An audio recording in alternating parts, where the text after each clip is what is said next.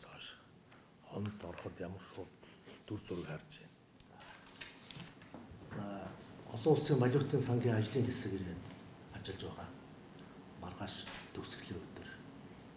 Өнөөдөр сангийн сайд за Монгол банктай холбоотой асуудал бол бид олон улсын валютын сангийн өргөтгсөн санхүүжилтийн хөтөлбөрт орсноор банкны салбарын бүтцийн өөрчлөлтийг хэрэгжүүлэх ёстой.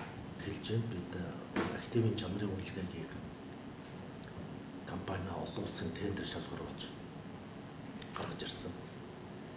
PwC гэж одоо олон улсын аудитын компани байгаа. За тэгээд ямар одоо аргачлалаар одоо энэ үнэлгээгээ хийх вэ гэдэг дээр бид жаахан санал зөрөөд байна.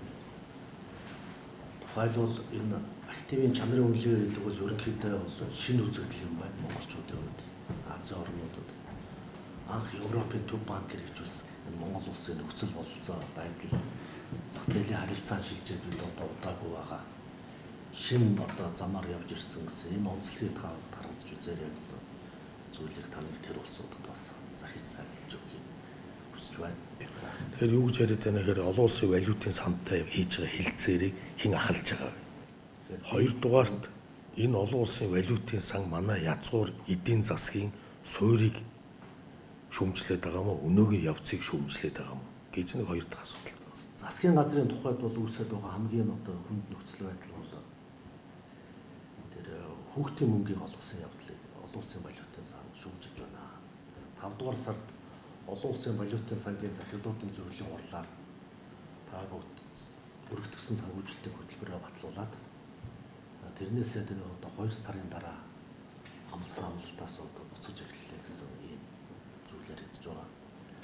За гол хөтөлбөрийн гол санхүүжүүлэгч бол Азийн хөгжлийн банк байгаа. 1.3 тэрбум Америк долларын санхүүжилт хийх ёстой. Тэгэхээр Азийн хөгжлийн банк бол одоо бид та бүгд одоо ийм байдал үүсгэж байгаа учраас бид одоо цаашдын санхүүжилтийн асуудлыг шийдэх хэцүү боллоо шүү гэдэг зүйлийг ингэж одоо ярьж байгаа юм байна. Тэгэхээр засгийн газрын тухай төсөвтэй холбоотой ийм асуудал байна. Бид нар наривчилсан мэдээллийг танд сайн өгөх байх гэж бодож байна. За Монгол банкны тухайд бол тэр активын чанарын үнэлгээ хийх ёстой. Чанарын үнэлгээг яаж хийх вэ гэдэг аргачлал дээр бид одоо хүртэл сайн тохирч чадахгүй одоо маргаас үүж. Тухайлбал тэр хүмүүс бол одоо мал арилжааны банкны барьцаанд авах ёстой зүйл биш гэж хэлж байгаа. Тэгэхээр Монгол хүний хувьд бид нар чинь олон зуун мянган жил малаа чухаараа амьдарсан, мал бол амжиргааны гол хэрэгсэл. Мал одоо барьцаанд байх ёстой гэсэн ийм барьсан.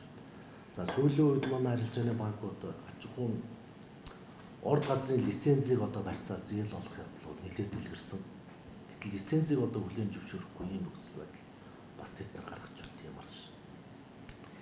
Ингээд ийм байдлаар хэрвээ үнэлгээ хийгдэх юм бол манай энэ арилжааны банкуудын санхүүд одоо мэдэгдэхүйц одоо муу нөлөө үзүүлэх ийм үнэлгээ гарч болцсохгүй юм аа гэж одоо бодож байна. Тийм учраас ерөнхийлөгч та энэ хүмүүстэй уулзахдаа энэ Монгол улсын энэ сүүлийн 20 хэдэн жил туулж ирсэн зах зээлийн харилцаа шилжих гэсэн